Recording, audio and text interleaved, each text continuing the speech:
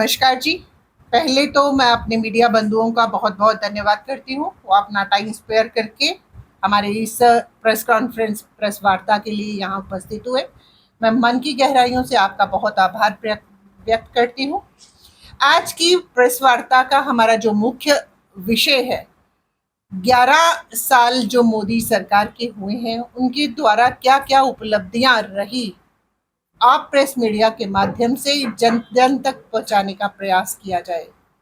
उसमें से हमारे सबसे पहले मैं आपके बीच में रखना चाहूंगी कि मोदी जी जब प्रधानमंत्री बने, उन्होंने कभी आज तक अपने आप को प्रधानमंत्री नहीं कहा।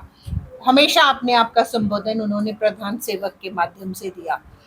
सब वर्गों को साथ लेकर सबकी विकास करते हुए और भारत को उच्चतम शिखर तक पहुंचाने का जो उनका संकल्प था, उसको चरितार्थ कर रहे हैं। उन्होंने चरितार्थ कर दिया है 11 सालों में। प्रधानमंत्री जी ने जवाबदेह, पारदर्शी और संवेदनशील सरकार बनाने का पूर्ण प्रयास किया। घोटाले, तुष्टीकरण, नकारात्मक और राजनीतिक ना हो, उसको समाप्त करने का पूर्ण प्रयास किया। राहुल गांधी जी को जो गैर जिम्मेदार एक विपक्षी हमारे नेता हैं, उनको बताया कि उनकी जगह क्या है। आपने पार्लियामेंट में देखा होगा कि वो इशू लेस क्वेश्चंस वो हमारे पार्लियामेंट में करते हैं। हमारे ईश्वर उन्हें, राहुल जी को सद्बुद्धि दे और सही पार्लियामेंटेरियन बने और भारत को एक विकसित भारत बनाने में अपनी जो योगदान है वो उसको देने का प्रयास करें। एनडीए सरकार मजबूत और स्थिर, ये कार्यकाल अभी तो पूरा कर रही, लेकिन अगला कार्यकाल भी वो पूरा करेंगे।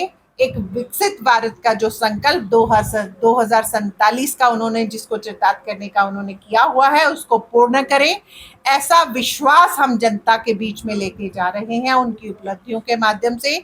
चाहे वो 3 तलाक हो, चाहे वो हमारे कड़े डिसीजन 370 जम्मू कश्मीर में विध्वंस करने का हमारे गृह मंत्री के माध्यम से हो, चाहे हमारे महिला वर्ग को सम्मान देने का कार्य हो, चाहे वो उनको रिजर्वेशन के माध्यम से हो, चाहे इज्जत घर, छोटी से छोटी एक डिमांड महिला की पूर्ण करने का जो प्रयास उन्होंने किया है। हमारी से पूर्व 65 साल में, 55 साल में हमारी जो सरकारें रही, ऐसा मान सम्मान ना उन्होंने महिला वर्ग, किसी वर्ग को देने का प्रयास किया, ना हमारे भारतवर्ष को उच्चतम शिखर तक पहुंचाने का। हमने अपने किंवदंतियों में पुराना सुना था कि हमारा जो भारतवर्ष सोने की चिड़िया कहलाता था, लेकिन आज सही मायनों में प्रैक्टिकल इम्प्लीमेंटेशन जो उन्होंने की है, हम अपने मन की गहराइयों से उनका बहुत बहुत धन्यवाद करते हैं। उनकी जो प्रमुख उपलब्धियां जो रही हैं, मैंने जैसे आपको बोला, 3 तलाक हो, चाहे 370 का कार्य वो अपना विध्वंस करने का कार्यक्रम हो, अपना वक्फ बोर्ड अधिनियम में संशोधन किया है, हमारा CAA नागरिकता संशोधन जो कानून था उसको करने का हो, या नोटबंदी का जब कार्यक्रम हो, महिला आरक्षण बिल हो, आतंकवाद, नक्सलवाद या कोविड का हमारा जो सख्त समय हमारे बीच में आया, कैसे भारत को उसमें से निकाल कर और विदेशों का भी उन्होंने पूर्ण रूप से सहयोग किया। चाहे हमारे बीच में आपातकाल रहता है, चाहे पूरे देश विदेश में जो भारत का डंका उन्होंने बजाने का प्रयास किया है और पुनः भारतवर्ष को सोने की चिड़िया कहलाने में जो हम संकल्पित होकर 2047 का जो हम एक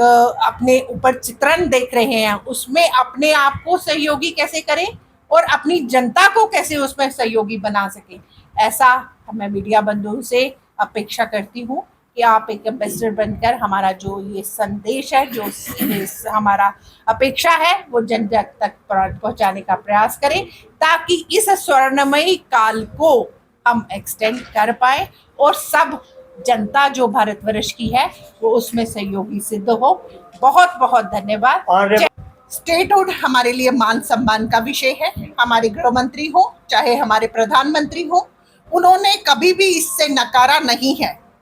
जब भी हमारा यहाँ अनुकूल परिस्थितियां जम्मू कश्मीर में रहेंगी, आप देखेंगे जो हमारे मिलिटेंसी के यहाँ पे इक्का दुक्का जो इंसिडेंट्स हुए हैं, जो पाकिस्तान की हमारी शेलिंग हुई है, जब भी अनुकूलता यहाँ पर समय की यहाँ पर रहेगी, हमारे गृह मंत्री जी और हमारे प्रधानमंत्री जी तत्पर रहेंगे कि हमारा स्टेटहुड हमें वापस मान सम्मान के साथ दिया जाए।